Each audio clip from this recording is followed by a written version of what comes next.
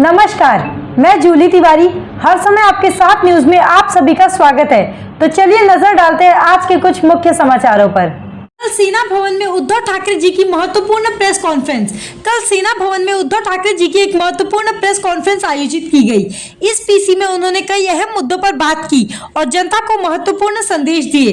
Press conference के दौरान उद्धव ठाकरे जी ने राज्य के वर्तमान राजनीतिक और सामाजिक हालात पर अपने विचार व्यक्त किए। उन्होंने विभिन्न परियोजनाओं और सरकारी योजनाओं की प्रगति पर भी जानकारी दी।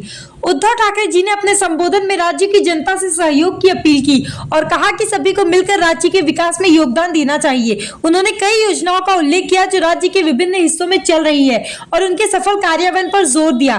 प्रेस कॉन्फ्रेंस के दौरान मीडिया ने भी कई सवाल पूछे जिनका उद्धव ठाकरे जी ने विस्तार से उत्तर दिया। उन्होंने सभी मुद्दों पर खुल के बात की और राज्य के विकास के लिए अपनी प्रतिबद्धता को दोहराया। यह प्रेस कॉन्फ्रेंस राज्य के लिए कई महत्वपूर्ण घोषणाओं और योजनाओं का संकेत देती है और राज्य के विकास के लिए सकारात्मक दिशा में एक बहुत ही महत्वपूर्ण कदम है।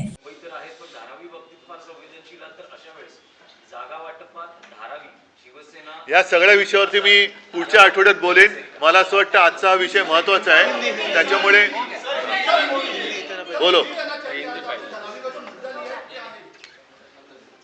धारावी का मुद्दा मैंने आज नहीं लिया है। आप सभी को याद होगा पिछले साल हमने धारावी मतलब क्या है?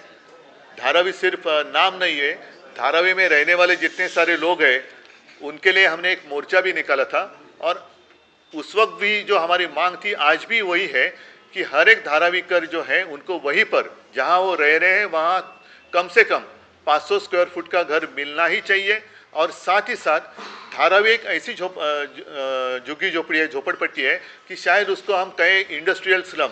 हर घर में उद्योग चल रहा है, वहाँ पर कुछ क्या माने चला कुंभार भी है, वहाँ इडली बनाने वाले लोग भी हैं, चर्मकार भी लोग हैं। सारे लोग अपने अपने घर में अपनी रोजी रोटी का इंतजाम कर रहे हैं। उनका क्या होगा?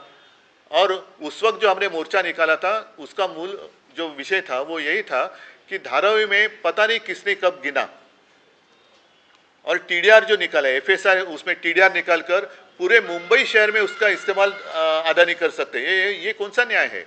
आज तक कभी ऐसे हुआ नहीं था।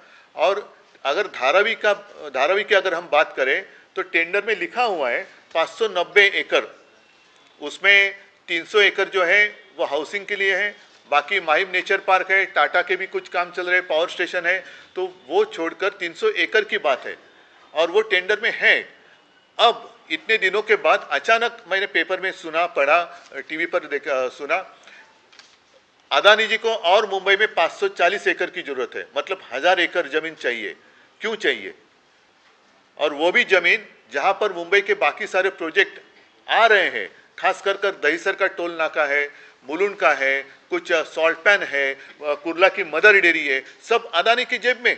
क्यों? ये तो कानूनन नहीं है, नियम के अनुसार नहीं हो रहा है, टेंडर के बाहर की ये बात है। और इसलिए हमारी मांग है कि धारावी से एक भी व्यक्ति हम उनको बाहर नहीं जाने देंगे और अगर अदानी जी से ये नहीं हो रहा है तो उन्होंने सरेंडर करना चाहिए, रीटेंडर करो सारी बातें जो आप देना चाहते हो, क्योंकि उस वक्त जब टेंडर निकला था तो और भी कुछ लोग रहेंगे, तो उन्होंने अब अदालत में जाना चाहिए कि ये सारी चीज़ें अगर उस वक्त होती तो हमारी भी बात कुछ अलग होती।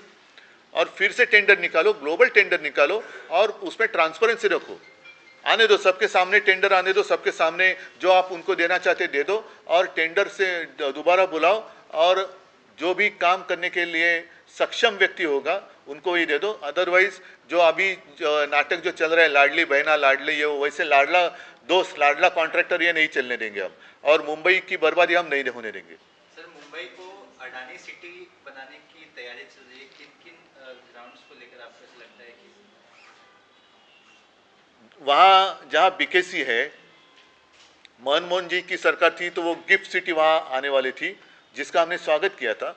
अब वो खैर गिफ्ट सिटी तो मोदी जी ने गुजरात में लेके गए, वो अब गुजरात को गिफ्ट सिटी और महाराष्ट्र को अदानी सिटी दे रहे वो, तो हम ये नहीं होने देंगे।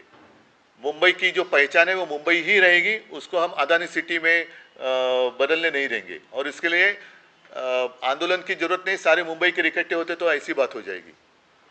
ठीक है, चलो धन्यवाद, जय हिंद, जय महाराष्ट्र। तो आज के लिए बस इतना ही। कल फिर मिलेंगे इसी समय इसी चैनल पर। तब तक के लिए मुझे दीजिए इजाजत। धन्यवाद।